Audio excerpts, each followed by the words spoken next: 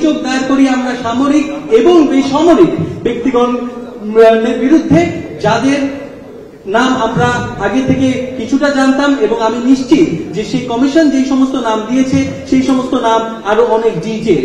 তো যার কারণে আমরা অনুরোধ করছি আন্তর্জাতিক অপরাধ ট্রাইব্যুনালের চিফ প্রসিকিউটর অ্যাডভোকেট তাজুল ইসলামকে যেন কিনা দ্রুততম সেই রিপোর্টটি চিফ অ্যাডভাইজারের অফিস থেকে উনি গ্রহণ করেন এবং যত দ্রুত সম্ভব সকল ব্যক্তিবর্গ সামরিক এবং বেসামরিক সকলকে যেন অ্যারেস্ট ওয়ারেন্ট জারি করা হয় এবং তাদের যেন অ্যারেস্ট হয়। যত দিন যাবে যদি কিনা রিপোর্টটা পাবলিক না হয় আমরা আশঙ্কা করি যে যেই সমস্ত মানুষের নাম এসছে তারা ধরাছোঁয়ার বাইরে চলে যাবে, প্রথম কথা। এবং এতক্ষণ ধরে আমি যেটা বলছিলাম সেটা হচ্ছে পেছনে ষড়যন্ত্রকারী যাদের নাম আসলে পাওয়া গেছে। তবে যদিও কিনা আমরা জানি যে বিডিআর যে কমিশন গঠন করা হয়েছে সেটার কার্যবিধি অনুসারে তারা অনগোয়িং ট্রায়াল অথবা বিচারাধীন অবস্থায় যে সমস্ত ট্রায়াল হচ্ছে সেগুলোর ভেতরে তারা ঢুকতে পারেনি। তবুও আমার মনে হয় যে শহীদ পরিবার বর্গের যে প্রতিক্রিয়া, যেই ট্রায়াল হচ্ছে বিডিআর জওয়ানদের যে অনগোয়িং ট্রায়াল, সেই বিষয়ে আমাদের প্রতিক্রিয়া জানানোটা প্রয়োজন। আমি যদি একটু খুব সংক্ষেপে বুঝিয়ে বলি, সেটা হচ্ছে যে ট্রায়ালটি মূলত মোটা দাগে 3 ভাগে ভাগ করা হয়েছে। প্রথম, বিডিআর জওয়ান যারা কিনা সবচাইতে বড় সংখ্যক, যদি ভুল না হয়ে থাকে 8 থেকে 9 হাজার বিডিআর জওয়ানকে বিডিআর এর অভ্যন্তরীণ আইন যেটা ছিল সেই আইন দ্বারা তাদেরকে সর্বোচ্চ 7 বছর পর্যন্ত সাজা দেয়া হয়।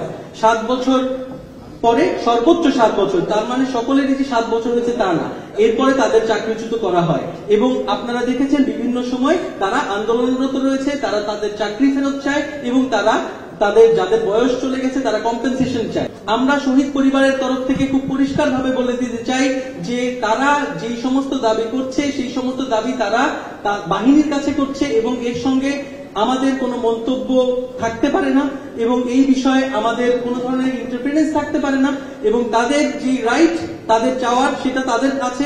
বাহিনী যদি মনে করে তবে তাদেরকে চাকরি ফিরিয়ে দেখ অথবা তাদেরকে কম্পেনসেশন দেখ, সেই বিষয়ে আমাদের কোনো ধরনের সমস্যা নেই এবং কোনো ধরনের মন্তব্য ডেফিনেটলি থাকতে পারে না।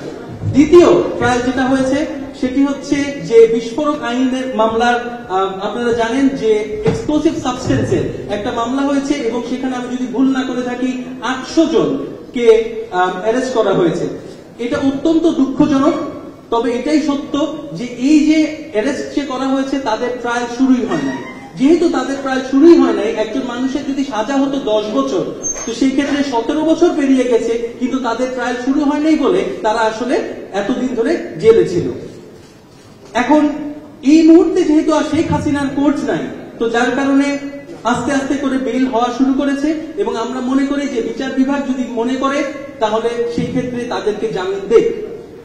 এবং থার্ড যে বিষয়টি সেটা হচ্ছে গিয়ে মার্ডারের মামলায় আমি যদি ভুল না করে থাকি 139 জনকে আপনার ডেথ পেনাল্টি দেওয়া হয়েছে এবং 180 থেকে 85 জনকে যাবজ্জীবন কারাদণ্ড দেওয়া হয়েছে। এই মামলাটি এই মুহূর্তে অ্যাপেলেট ডিভিশনে রয়েছে এবং অ্যাপেলেট ডিভিশন যখন কার্যকর, যদি কিনা যেই কয়জনের ফাঁসি বহাল রাখবে তাদের ফাঁসি অতি দ্রুতই কার্যকর হবে। এখন এখানে আইনগতভাবে যে সমস্যাটা আমি দেখতে পাই সেটা হচ্ছে যখন কিনা একটা মামলা কগনাইজেন্সে কোর্ট নিয়ে নেয় সেখানে আর রিইনভেস্টিগেশনের কোনো সুযোগ নাই। তবে শহীদ পরিবার বর্গের থেকে আমরা পরিষ্কার করে বলতে চাই যদি সেই সুযোগ থাকে তবে সেটা রিইনভেস্টিগেশন হোক, এতেও কোনো অসুবিধা নেই। তবে অবিলম্বে আনকন্ডিশনালি খুব স্বাভাবিকভাবেই মৃত্যুদণ্ডপ্রাপ্ত আসামিদেরকে ছেড়ে দেয়া যাবে না। অনেক ধন্যবাদ।